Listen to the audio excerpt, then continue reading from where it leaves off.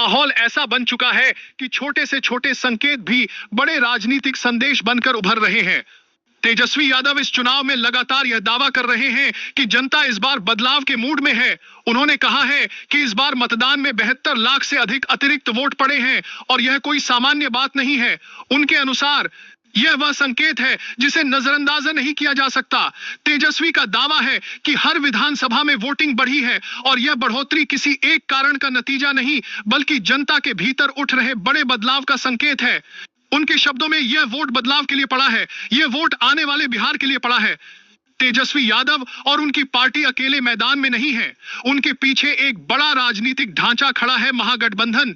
और इस महागठबंधन की ताकत को और मजबूत बना रहे हैं राहुल गांधी, जो लगातार तेजस्वी के समर्थन में खुलकर उतर आए हैं। कई चुनावी सभाओं में राहुल गांधी और तेजस्वी की संयुक्त मौजूदगी ने कार्यकर्ताओं में नई ऊर्जा पैदा की है और जनता के बीच एक साफ संदेश दिया है कि अगर सत्ता बदली तो मुख्यमंत्री के रूप में तेजस्वी यादव का रास्ता बिल्कुल साफ हो सकता है। राहुल गांधी और तेजस्वी यादव की यह जोड़ी इस चुनाव में बार बार सुर्खियों में रही है।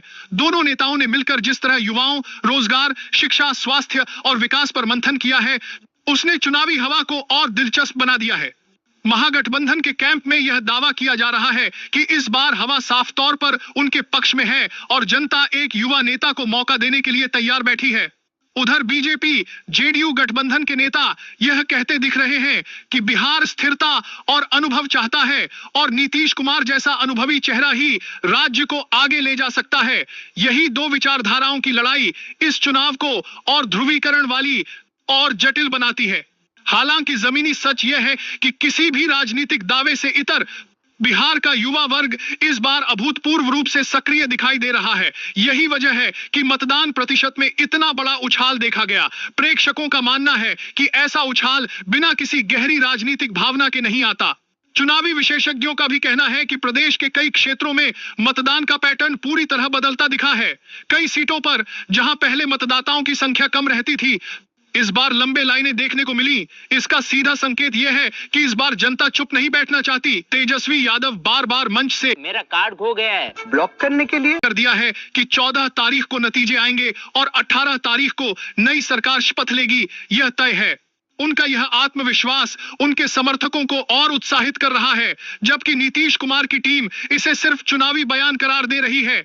नीतीश सरकार का दावा है कि बिहार में विकास योजनाएं, सड़कें, बिजली, शिक्षा और शासन व्यवस्था पहले से बहुत बेहतर हुई है। उनका कहना है कि बिहार को अनुभव चाहिए, न कि प्रयोग। नीतीश कैंप का यह भी कहना है कि चुनाव परिणाम लोगों की स्थिरता चाहने की भावना को सामने लाएंगे। मतलब साफ है, दोनों पक्षों को विश्वास है कि जनादेश उनके पक्ष में आएगा।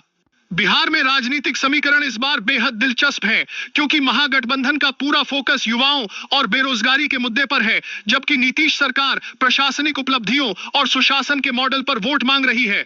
दोनों